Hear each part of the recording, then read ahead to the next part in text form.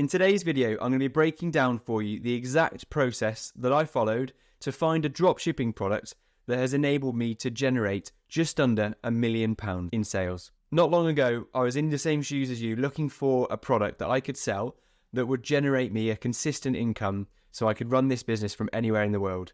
A few years later, I'm in this position, and now I want to share with you the exact process to find that winning product, and then you'll know how to go on to build a dropshipping business that can change your life forever. If you're new to the channel, my name is James Erdley. I've generated almost £1 million with dropshipping businesses over the last few years. I'm also a coach within the Dropship Unlocked Masterclass program, and I also make these YouTube videos every week to help others to achieve the same success. So let's get straight into it. The first step to find a winning product is to set the foundations up for your own success. So before you start searching for products, before you start looking around on the various dropshipping directories for winning products, you need to get your foundations in place first. And the way that you do that is by saying to yourself, I'm going to take this business seriously.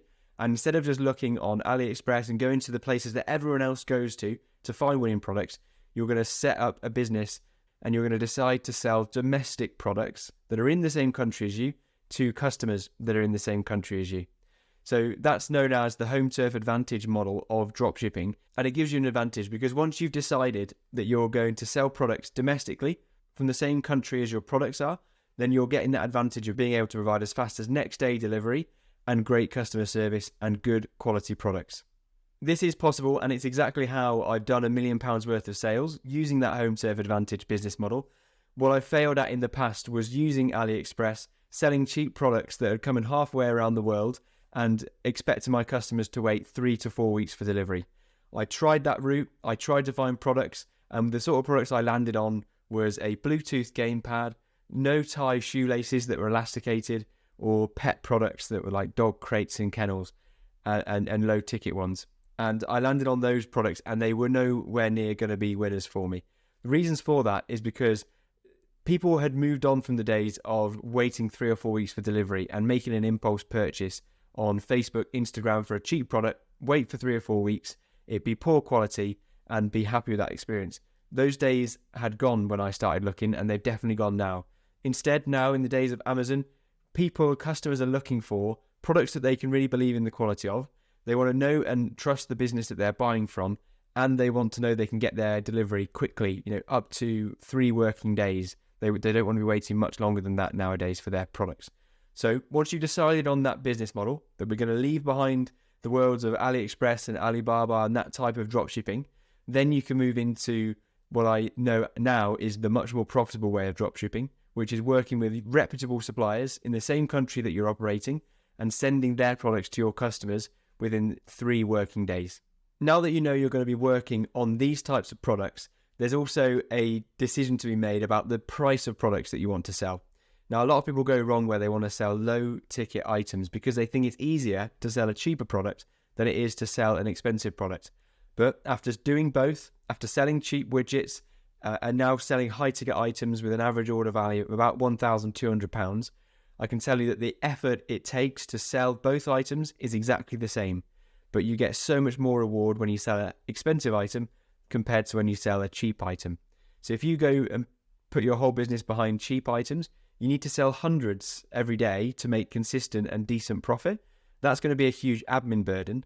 Whereas if you sell high-ticket products with £1,200 average order value, your profit per order will be £300 to £400 from a single order. So instead of selling hundreds of cheap products, you just need to sell 1 a day to make a really healthy and consistent income for yourself. So now we've decided that we're going to sell high-ticket products, and we're going to sell products from UK distributors to UK customers, or whichever country you're operating in. Then you need to decide which type of product in particular. Now that you've got that criteria, you want to decide now what exactly products do you want to sell. Now the first step in this is to actually brainstorm yourself. It's to start to write down on a piece of paper 50 possible high-ticket products that you know of.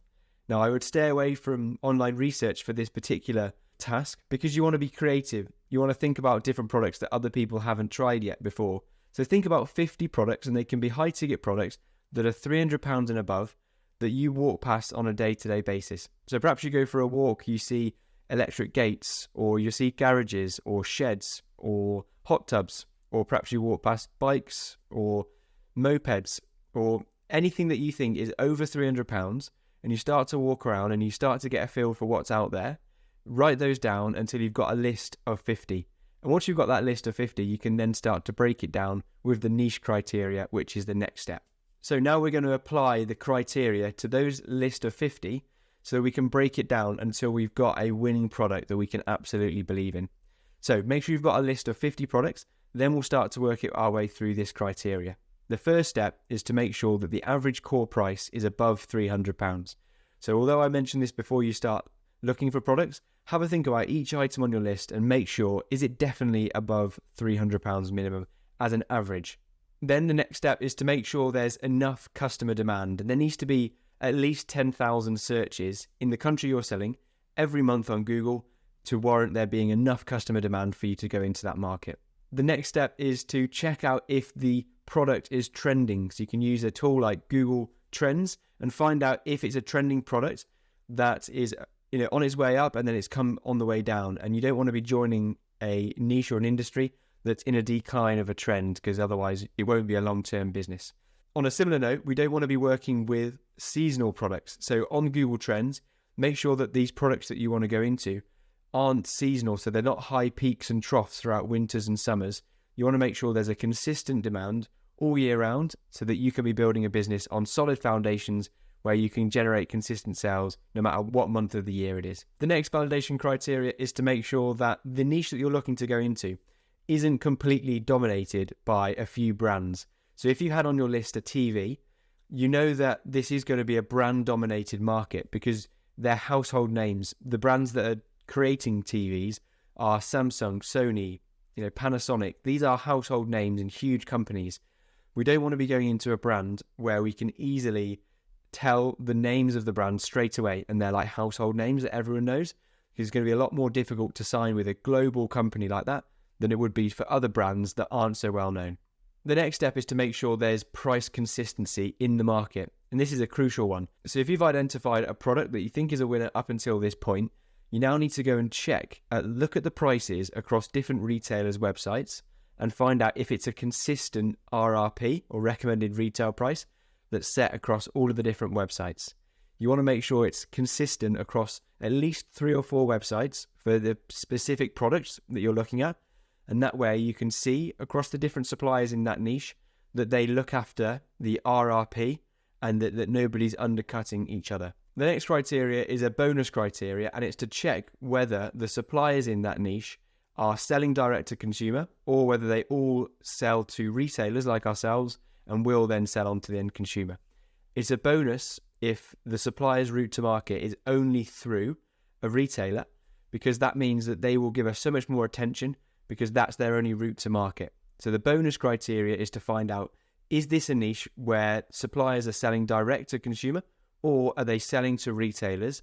And if that's the case, then that's a big tick for us, a big bonus, because that means they'll be actively seeking for partners, just like ourselves, to sell their products. The next step is to make sure there are online-only direct competitors within that space selling the products as well. So make sure once you've identified the product and it's made it through all the way through the criteria so far, make sure there are other online-only retailers that don't have a shop or a warehouse.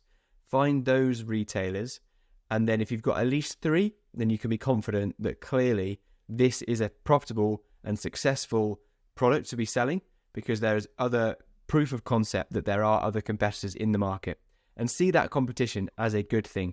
You want to make sure that there are others already selling that product. We don't want to go into a industry where there's no competition, because that is showing you for a reason why there's no competition.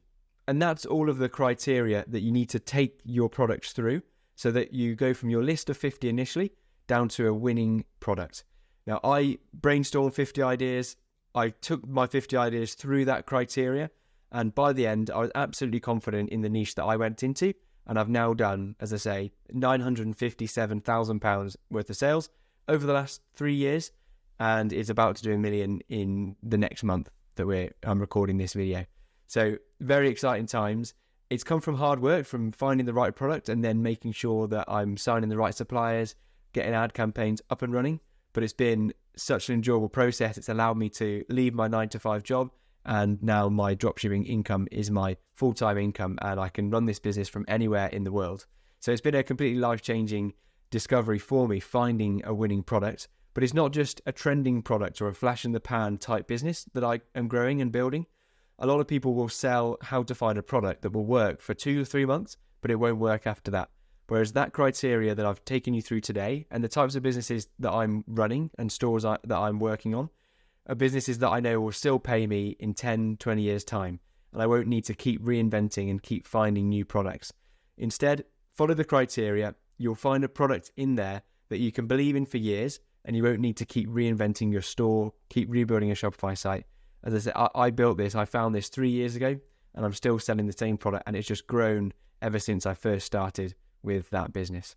So for a more in-depth and more of a step-by-step guide as to how to apply that niche validation criteria, I would recommend you pick up Lewis Smith's book. And Lewis Smith is the founder of Dropship Unlocked, and he's written a book, and he goes through each of those validation criteria in exactly the right amount of detail so that you don't get distracted or taken away from different tasks, which is so easy to do. So he takes you through the process, tells you how to validate each niche with each of those criteria until you get to a point where you have a winning product at the end. If you want to fast forward and skip through the first step in this, and you don't want to think of your own 50 profitable niche ideas, then you can download the list that I've got in the description, and I've created a list of 101 profitable niche ideas. Now, you'll still need to validate these niches by taking them through the criteria, but it'll give you a head start. It gives you the list from the start. You don't have to think of the list. You can go through that list that I put together and then apply all of your validation criteria from that list. Now, good luck in finding your winning products. I wish you all the best. This channel is here to help you out with other tips and tricks as to how to build and scale a dropshipping business. So subscribe if you're interested. There's about 80% of viewers so far that aren't subscribed. So if that's you, make sure you subscribe to the video. Leave it a like if you enjoyed, and I will catch you in the next video, which I recommend is my breakdown of the numbers for how you can also generate 10K a month with a dropshipping business.